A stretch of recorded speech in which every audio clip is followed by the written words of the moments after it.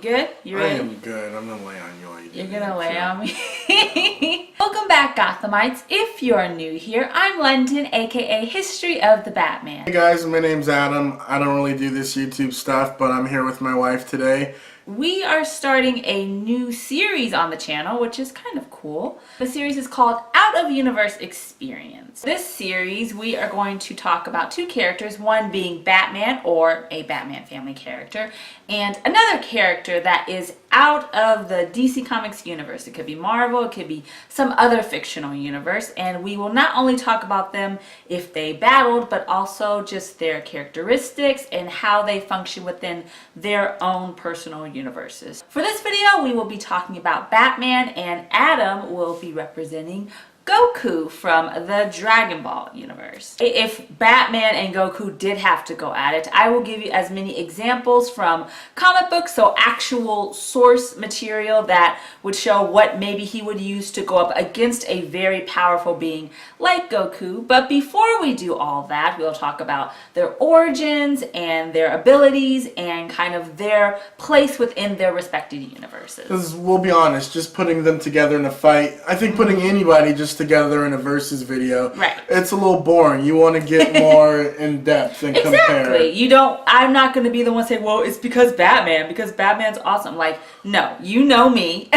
Watch the God Complex video if you think Batman can beat anyone. Of course, Myth of the Batman God Complex. That is on DC Comics, DC Fans channel. I can put that in the description if you're interested in that theory. That is one of my favorite things to discuss. Before we jump into talking about Batman and Goku, why don't you subscribe to this channel and become a part of this wonderful Gothamite community. To start, I think it would be fitting to talk about their origin stories. Right. They both have pretty tragic origin stories. Exactly. If you're unfamiliar with Goku's, go read Superman's origin story because it's pretty much the same thing. For those of you that don't know, Goku was born to a lower class family. The Saiyans have a caste system. And he was sent off to Earth in the original continuity to help destroy the population so that the Saiyans could then come and deal or sell the planet to someone else. That was their job under the Frieza army, was they were planet dealers. Right. That looks like it may get retconned with the new upcoming Broly movie where Broly, my power is maximumer. Where it looks like that his father Bardock, and I believe his mother's going to be confirmed to be Jean now, will actually send him off in fear of Frieza destroying the planet, which, spoiler alert, since for like 30 years ago, he already has. He lands on Earth, much like Superman. He's not Kansas. It's not Kansas. It's somewhere in Asia, somewhere in Japan. They're never really specific with that. Right. It's on Earth. Is that fair? That's fine. I'm sorry. It's a little bit worse for Goku in a humorous way. Saiyans have the power to transform into the Ozaru, which loosely translates to Great Ape, upon seeing the full moon. When he does this, he kills his adopted grandfather and is basically left an orphan until Bulma finds him and kind of becomes his surrogate big sister for a while. Right. That's not dark, you know? For some reason, you're brand new to Batman, which I know there are some people that come and have no idea about Batman, but see him everywhere and want to learn more about him. Of course, his origin story was created by Bill Finger and Gardner Fox, and it was in 1939's Detective Comics issue 33. And of course, a young Bruce Wayne witnesses his parents, Thomas and Martha Wayne, gunned down by a then unknown mugger in a dark alley coming home from the theater. And this triggers him to vow to avenge his parents' death and train to become what we know as the Batman.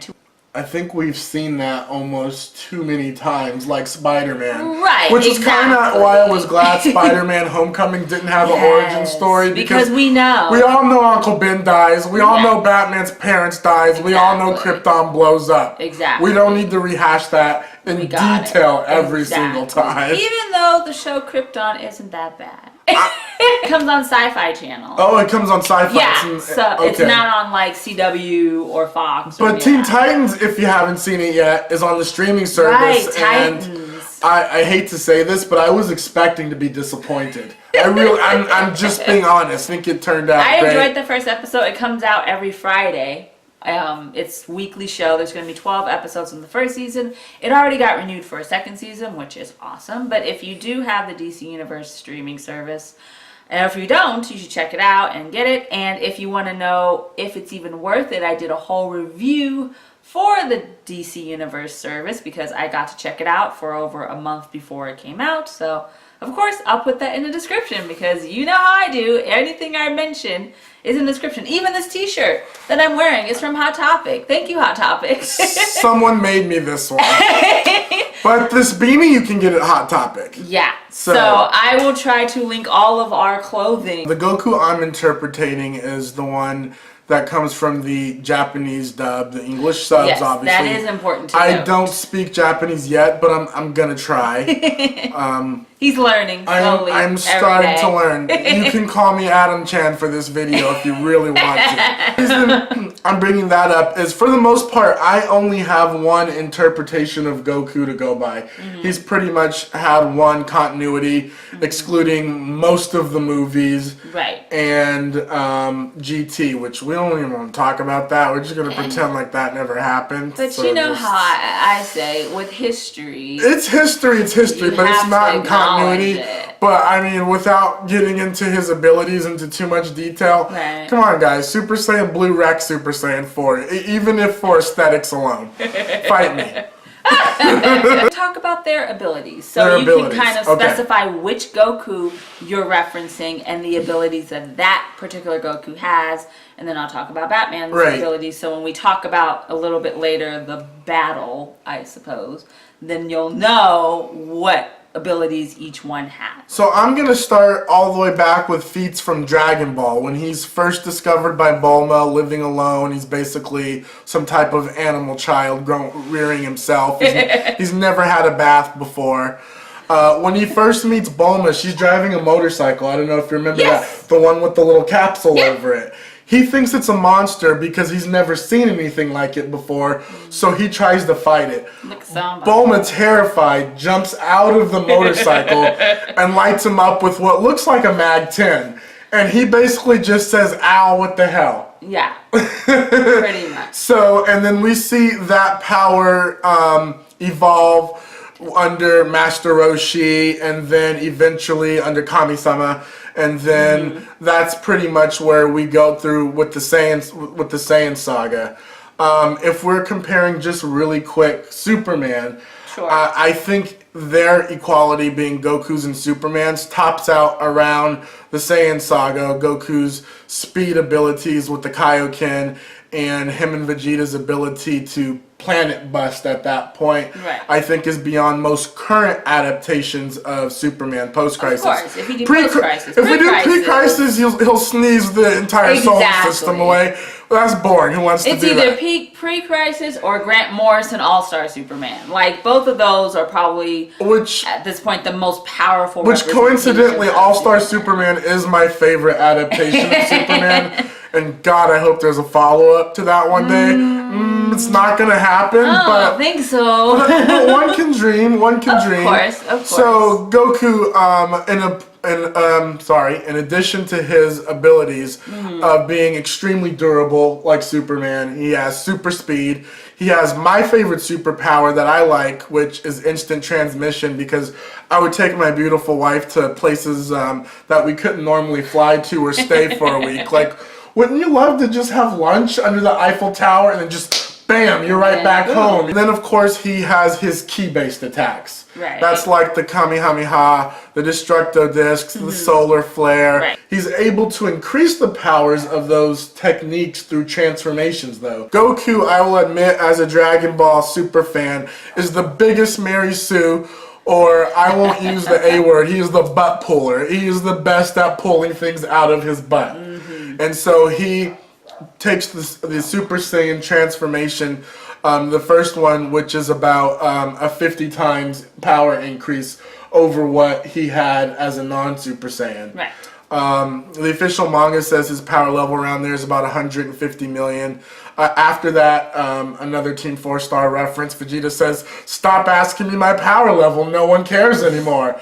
But they do increase in power. Teen Gohan, who's really 11 when he transforms, so we don't know why they call him Teen Gohan, goes Super Saiyan 2. Then we've got Super Saiyan 3. So then we get into Dragon Ball Super and things get even more ridiculous. We get Super Saiyan God, where his hair is red, he's younger, he's got the ability of the gods that he needs to fight people like Beerus. And then after training with Sam, I knocked Vegeta down, but that's okay. No, he's leaning. Because I'm going to pick him up. Okay. After training with Sen, the Saiyans, hey best buddy, Vegeta and Goku attain the power of Super Saiyan God Super Saiyan, which is a Super Saiyan God that's gone Super Saiyan. No one wants to say that, we just call it Super Saiyan Blue. Lastly, how could we forget Ultra Instinct, which somehow in 40 minutes of a tournament, he pulled that out of his butt and was able to beat Jiren. So what can Batman do? At least within the DC universe, Batman has trained to be the peak of everything, of strength and agility and endurance, and he's mastered all of the martial arts, he mastered all the sciences, he has a genius IQ. We're talking about, besides all of the, physical perfection that Batman has, in terms of the money he has and the brilliance that he has, creating gadgets that fits whatever fight or crusade he has to go on, from batarangs to souping up the Batmobile to his bat suits to all of the other tech that he needs to fight the villains or whomever that he's fighting. I think he's got a superpower that's rarely mentioned. So he needs to be Bruce Wayne. That's his persona that you've told me. Yeah. That would be really hard to keep up that playboy persona if he was ugly. So I'm secure enough in my masculinity to say he's able to do that because he's a gorgeous man. Right. He has to look that way. I don't think you will ever see a Bruce Wayne that is not physically attractive, because that is part of the charisma, that is part of the playboy, philanthropist, billionaire kind of swagger status that Bruce always has. You've told me before, that's the mask. Batman is not the mask. No. Bruce is definitely the mask. And that's kind of why you've told me with that. In the animated series, when he's talking to Alfred, he's using what Kevin Conroy said, the Batman voice. Right. And people would ask, why is he using the Batman voice with Alfred? It's because that is his real voice. Exactly. I really think that is his true persona. Like, if you watch Batman the Animated Series or even read comics, you can tell that he's the most comfortable with being Batman than being Bruce Wayne, his secret identity, I suppose. Who needs interpersonal relationships? I think that was really introduced in Steve Englehart's Strange Apparitions in the 1970s, that he is a three-dimensional character, but he values Batman and being the Dark Knight more than being Bruce Wayne. Sure, he values the money aspect and being able to do all of these gadgets and create all of these things, but Batman, I think... Batman, if Bruce were to talk about Batman in the third person, he would say that Batman needs those resources, and Bruce Wayne needs those resources for his philanthropic endeavors. Exactly. Speaking of what your real mask is, we can go into talking about maybe their interpersonal relationships within their respective universes. So how Goku acts among his allies or the people that he knows versus how Batman acts among his allies and people that he knows, and the type of relationship he has with those people, if it's toxic, if it's healthy. One of the things that I think separates Goku from Batman a little as far as interpersonal relationships is Goku is not afraid to ask for help. Even though he's not a very smart person, he's not. I know a lot of people watch the English dub and they get that he's this noble character. If you watch it in Japanese, you know he's not that smart, and when it comes to fighting, he's just an idiot savant. Like Batman, he's got billionaire resources too. Of course. One of his best friends, Bulma, is Bulma. Bulma's the real one, isn't she? Is. Without Bulma finding Goku, without the Dragon Radar, none of this happens. Bulma is Dr. Bulma Briefs. Bulma is a true hero. She is the real hero of Dragon Ball. She's the hero of Dragon Ball. She's also the one who tames Vegeta, gets him not to act like a jerk, and Goku needs Vegeta at some point, so she's the real one. She is. But he has her resources because she is the much like Batman in his universe, she is the richest, smartest person in the world. Because he's so distracted by fighting, he hasn't always been the best father. Yeah, to put it lightly. That's an as Kyle Hibbert, the voice of adult Gohan, said, we have to be honest in that Piccolo's really the one who raised Gohan. Yeah. He doesn't have the best communication with his wife. No. He rarely wants to spend time with her. Right. We find out in Super that he's never even kissed her on the lips before. Yeah. He's not an attentive lover. I think one of his biggest flaws is that he only cares about fighting. That's the one thing he's the most passionate about, that he cares about the most over maybe his family. He cares about his family, of course. He cares about his son. He cares about Bulma and Chi-Chi and all of the allies, but... Yeah. If you look at it in a microcosm, I would say look at the Android Saga. He purposely lets Cell get stronger while him and Gohan go into the Room of Spirit and Time, or for you that watch in English, the Hyperbolic Time Chamber. And once he's done fighting Cell and he's out of stamina, Cell's out of stamina, he wants Gohan to fight Cell. Gohan probably could have easily have killed Cell in that form, world saved. Goku wants a good fight. Well, I want a good fight, exactly. Here's a sensu bean, Cell. You beat the crap out of my son at full power. That's just we always joke that if Goku had to go up against Thanos, he'd be like, here are all the stones. Do you need help fighting these stones? Because then we can fight. He's never claimed to be a superhero. He's just a guy who likes to fight, and thankfully the people he wants to fight are bad guys. He's Russell Crowe. He's Russell Crowe fighting people around the world. We're stupid. I'm sorry. Batman. His interpersonal relationships, even though that's a thing. Even though he does have a family, of course he has Alfred Pennyworth, who's not just a butler, but a surrogate father because he raised him after his parents were killed. And he has allies, from raising Dick Grayson, who becomes Robin and Nightwing, to then Jason Todd, who's Robin, and then that's a whole thing with him getting killed by the Joker and becoming And none of those are smooth transitions. No, it's not. And then Tim Drake, and then even his biological son, Damian Wayne, and of course others who are in the Batman family, from Stephanie Brown to Barbara Gordon, etc., etc. He has them as allies, and he helps train them to be the costume heroes for Gotham. But like you said, they aren't smooth transitions. They all kind of have their own issues. Bruce deals with those allies, even though they're literally close family, and he does not have a strong, I guess, personal connection with them. He sees them more as, we're fighting buddies and we're a team. But in terms of being personal, I mean, I think the most that I've seen in recent comics, if you should check out my reviews for Comicosity. I do comic book reviews, and I just reviewed Batman 57, which is Tom King's arc Beasts of Burden, and it's a 3-issue arc, and a hitman actually goes after Nightwing and he shoots him, and Batman has to try to figure out who's doing it, and you find out it's KG Beast, and he has to go after them. But he is so upset that someone tried to kill Nightwing, and I know that he has that relationship and that care for Nightwing or Dick Grayson and Alfred, but really he more so is kind of selfish. I think he cares about himself a lot. He cares about his crusade. His crusade and him being Batman is more important than having a healthy relationship, whether family or even a romantic one. Right. Bruce, even having Damian Wayne, who's his biological son, his baby mama that's drama all by itself. And that is drama all by itself. And she's taught, and she even attempted to kill Damian, and she succeeded in the Leviathan series. And domestic violence. And even in Grant Morrison's introduction into it, of course, Talia, she kind of sexually assaulted Bruce. She drugged him and assaulted him, and that's how she became pregnant. I mean, Batman and Son. You can read that. It's a... Not making that up. No, not making that up. That's a Grant Morrison, Andy Kubert Don't book. send hate mail here if you don't like that story. Would you argue that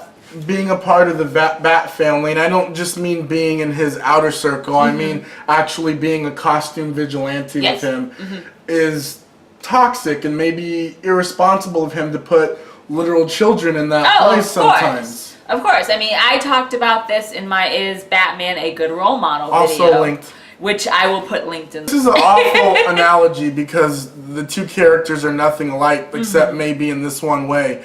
but we are big Rick and Morty fans. Of course. And yes. you notice that Rick, and he considers this a toxic part of himself, doesn't really care about Morty until Morty is in imminent deathly danger. Exactly. Otherwise, like, literally he's going to otherwise die. he's just like, you're in my way and I use you for what I need you for. Right. And it seems like Batman does that with a lot of his subordinates. I mean, Rick sees that him caring about someone is a fault on his own. It's a weakness. And I feel like sometimes Batman sees that as a weakness, like really caring about putting his children in danger. If he really cared about that, that would be a weakness to his and the awful crusade. Romantic relationships. Right. And he chooses to be Batman over having a regular relationship, getting married, having kids, living a normal life, which Alfred always wants for him. Right. It's like the saddest thing to see Alfred, whether it's in comics or film. If you watch the Dark Knight He's trilogy, like any parent. He's like, settle down and have some kids. Exactly. Like, live a normal life. Like, be happy. Because like, he knows with Bruce Wayne's resources, he can still make an impact on the world course. Without putting himself his in philanthropy danger. can do just as much as him going in Crime Alley and beating up criminals with his fists. Talked about their origins, their abilities, their interpersonal relationships. We can briefly talk about if they are important to the whole their whole universes, like, entirely. Is Batman good for the citizens of Gotham? Is Goku helpful for the citizens of his city? Obviously, he saves the world. Lots of times. And the universe a few times. Of course. So that's great. Right. I believe he is a net positive, if even for the reason not just fighting, but that he tends to bring the villains around him and make them better people. We kind of talked about that, and make them allies. Right. And he has a son who actually is responsible, so that's cool. Yes, he is. Gohan's the best. I mean, in fact, Gohan is so obsessed with his family that in Dragon Ball Super, he has to be retrained because he's like, I got my studies, I got a daughter, and I got a wife. I don't have time for anything else. He's living a normal life. He is very normal life. Bruce can look at that and maybe take notes because he can do both. He can do both. Looking at Batman and his role within Gotham, obviously he is the main quote-unquote vigilante. And even though the GCPD and Gordon, they say that he's a vigilante because he's not officially a part of the police force. He's not an officer. He's not a detective. Exactly, because he actually helps citizens of Gotham. They do see Batman as someone that is like their savior. That, like, if something bad does happen, like, oh, Batman will come and help me. Or, like, if a mugger is trying to take this woman's purse, Batman will come. Do you think Batman would be a bigger net positive if he, even if just selectively, started killing people? Because Arkham, let's be honest, their security sucks. Yeah. It's almost like the door's open. I mean, the locks are unlocked. there are mass murders in Arkham. Right. Like, you know, there's Bane in there, there's Joker in there, just to name two. The world would probably be better off if they were dead. And, you know, just to go back to Goku, he doesn't like to kill. His preference is not to kill. Right. His preference is just full-on fight, and we'll see who wins. But when it's necessary, he's going to kill someone. It was necessary to kill Cell. Right. It was necessary to kill Frieza. Right. Majin Buu had to go. Yeah. No, I do agree that when it is a necessity, that I don't mind Batman killing. See? Yeah, you can pick him up. Batman. Batman has used guns. I know a lot of you are like, that never happened before. Right. There That's from a comic. That's from a comic. Batman spirit. Now, if it's just Batman, like if you look at All-Star Batman, when he literally just set a group of criminals on fire on the Gotham. But it's a little funny. But did he need to burn them to death? Probably not. I specifically don't have a problem with Batman killing mutants and aliens. Right. Like, if he's killing another human, it's like, other than Joker and Bane and people like that, if he's just killing thug number one on the street, it's like, that's not necessary. Right. But, you know, Darkseid, who he did try to kill once. Yes, he did, because he was going to try to take over the world and become the universe's conqueror. Or if other Kryptonians or other Tamaranians come to Earth and they want to fight, I'm totally cool with Batman wasting those people. Exactly. And I think a big part of Batman not wanting to kill is because a lot of times he wants to try to bring these villains back to a good place. He wants to rehabilitate them. Much like Goku, that is kind of something that they have in mind. They will try to rehabilitate, and then recruit their villains. So now to the point that all of you have been waiting for, and if you've gotten to this part of the video, thank you for watching the whole way. Because you're the real one, like, you appreciate it. But I do hope that you liked all of it. And that is if Batman and Goku had to fight. Now, obviously, we know that Batman is human, and that Goku, from what Adam has explained to you, even if you weren't familiar, is a God-powered alien. Exactly. But as we know, Batman throughout his history, most of it has been in continuity, some hasn't been in continuity. He has fought very powerful beings, one being Superman, who is very similar to Goku, or vice versa. Goku is very similar to Superman. I have to defend Batman more than Adam probably has to defend Goku in terms of his fighting style. I thought I would mention a few instances where he has used something to fight a superpowered being. I'm gonna go ahead and throw it out there before we start talking about the actual fight. Is how would they fight? What would they be fighting over, and what location would they probably be fighting in?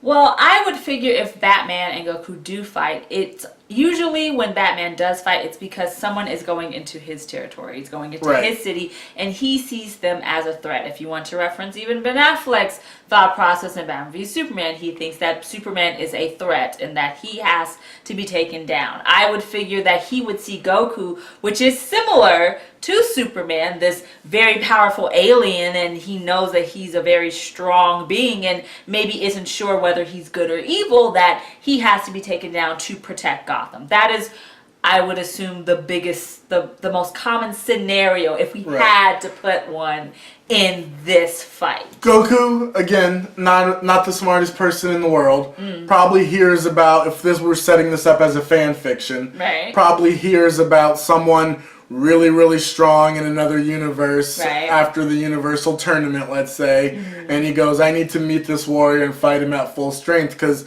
that's what he's about at the end of the day, is just fighting. Exactly. That's all he cares about. And Batman, for even many and different comics and things like that, it's like an urban legend. It's like, oh, he can't exist because he seems so, like, powerful and so fight. Goku would hear this, maybe hear that he's gone toe-to-toe with Superman a couple times and just assume he's a brawler. Right. So that's probably the setup. Well, obviously, like, the biggest one that people are more familiar with, especially if you've watched Batman v Superman, the film, is the armored bat suit that Batman wears to go up against Superman, because in that universe he is older and so he has to protect literally his body.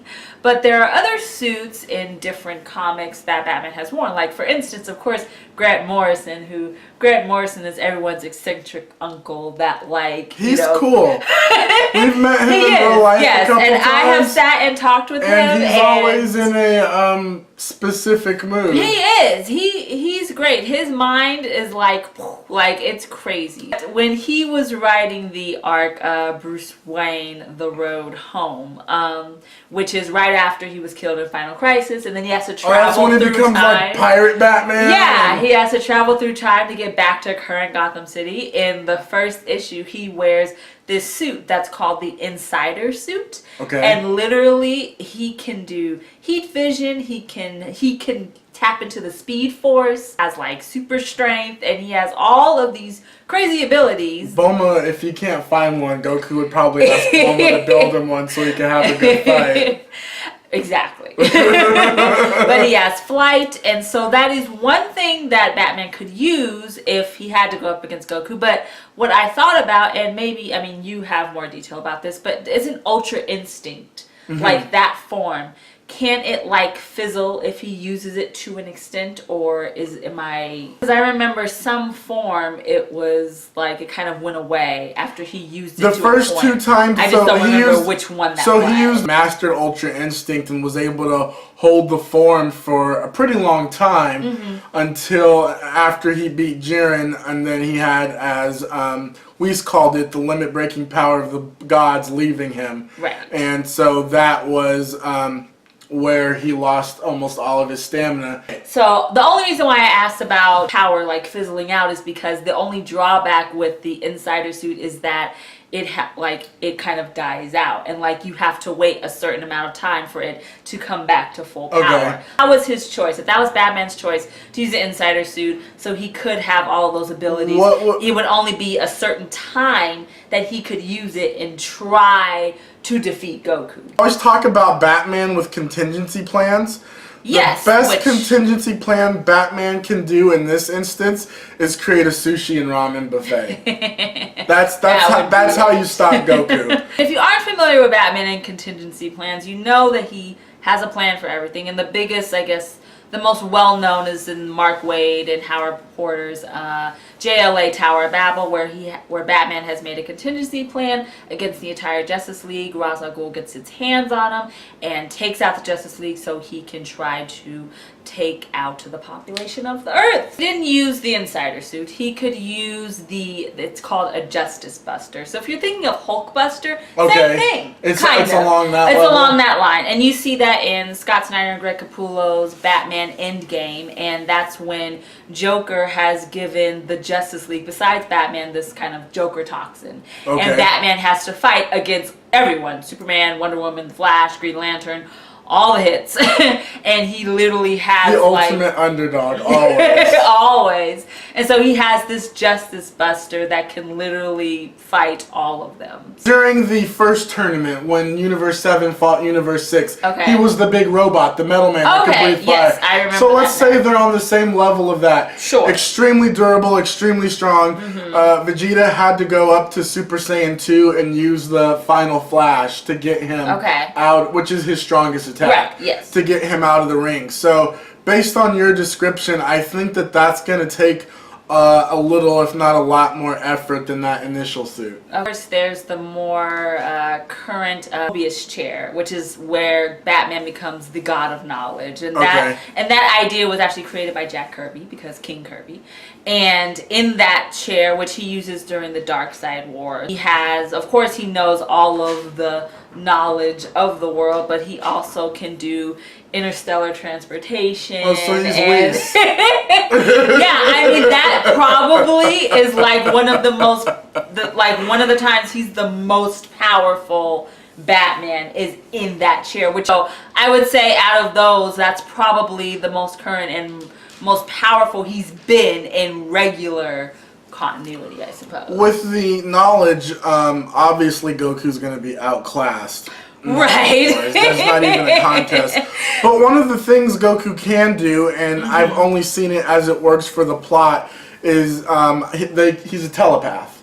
He can read minds, and he can also have battles, for example, with Krillin and Gohan within their minds without physically fighting. Here's where he might run into problem with that. You said there's interstellar travel, right? Right, yeah. Goku can do instant transmission, but he can't breathe in space. And also, he can only use instant transmission to places he's been to before, or if he can detect that person's ki. Batman doesn't generate ki. Exactly. So if he's on a deserted planet that Goku's never heard of before, they'll never fight, which is kind of boring, right? and if he has to fight Goku, if we're doing this, he's got to use his it would be the chair. He would be the god of knowledge. Like would be and then his the sushi buffet. And then the sushi buffet. He would learn that's what Goku would like. Here's almost some his senzu beans and some sushi. Exactly. And then they would have a buffet, and then they would be chill. Think he'd try to use kryptonite at first? You think he'd assume he was a Kryptonian? He may at first, because he doesn't know anything about him. Right. And if he sees that he's similar to Superman in strength and ability, he may think, oh, it's another Kryptonian. But then, of course, Batman being Batman would do research and realize that he's some other alien from some other planet. And that's not going to work. And so that's why I figure, since this is all fanfic anyway, and he had the ability to go along. Right, and he had the ability to use the chair and become the god of knowledge once again. If he knew that this was, a life or death situation for not just Gotham but maybe the world, then he would learn more about Goku. He would see his background. He would, almost be able to read. I wonder if he. So I guess in conclusion of whether or not Batman and Goku, if they go to toe, who would win? It's hard to say because it all depends on the writing. Right. I do think that Goku obviously is a stronger being just by himself. Which is fine. If they run into each other with the alley and Batman's got right, nothing if it's but one of those, if it's one they meet each other and there's like you prep drop time, them, I mean, no prep time. I'm gonna piss off a lot of people, but Batman has zero chance. Right, of course. If you just drop them, there's no prep time. You know that I like the fact that Batman is human. Right. That is one of the best things about Batman, and the fact that he could do all of these wonderful feats. I think that it confuses me about some Batman fans. The reason that they favor him over Superman is that because they say Superman is overpowered. I can't relate to him. He's always happy. Yeah. And they like Batman because they say, I can relate to him. He's human. He takes damage. He has emotions. But then they give him, like you say, the God complex. The God complex, which say they could be people like Goku. Which completely defeats the purpose of liking him because he's human. Exactly. If he was the God of knowledge, maybe he would have a chance of at least going toe-to-toe. It wouldn't be a full-on KO knockout where Goku wins. I feel like it would be some type of back and forth. I do think that depending on how Batman is presented, it could be a fight or it could be a KO. But either way, they both present different qualities. I think they both have tragic origins. They both obviously have different abilities, and I think they both have good and bad interpersonal relationships with their own universes. But I think overall what they both have in common is that for their respective universes, they are of great value. They're necessary for their for the universes to continue their way of life. Right, exactly. Even the gods, the literal gods in the Dragon Ball universe acknowledge that we need Goku and Vegeta. Superman acknowledges that we kind of need Batman. Right, exactly. Do you want to give a tease of the next video? Because we've already picked the characters. Oh. Were you gonna pick? Were you gonna take Nightwing? I think I will take Nightwing, yes. And I'm going to take the original Black Power Ranger from MMPR in the 90s. Yes, I think that'll be a good fight. And I think that'll be a much closer fight. Yes, a much closer fight than Batman and Goku. I think these were the two extremes, but it's good to start that off. As long as Zach doesn't get a Zord and step on Nightwing. I'm kidding, we're doing that next time. We're doing that next time. Thank you guys so much for watching this video about Batman versus Goku in this new series that's called Out of Universe Experience. Yeah. Right? Arigato gozaimasu. So if you did enjoy this video, please give it a bat thumbs up. All of my social media is linked in the description. I will also link Adam's social media. And I take full responsibility for the thumbs down. Don't do it to her. Just do it to me. Send me an angry DM. It's fine. I don't care. And of course, check out all of the videos that I mentioned throughout this video, and check out my reviews for Kamikaze. And of course, please subscribe to this channel so you can become a part of this wonderful Batman community. And we will have more 1 Minute Bat Histories and History of the Batman soon, right here on YouTube. Remember, Gothamites, it's all about peace, love, and Batman. Bye.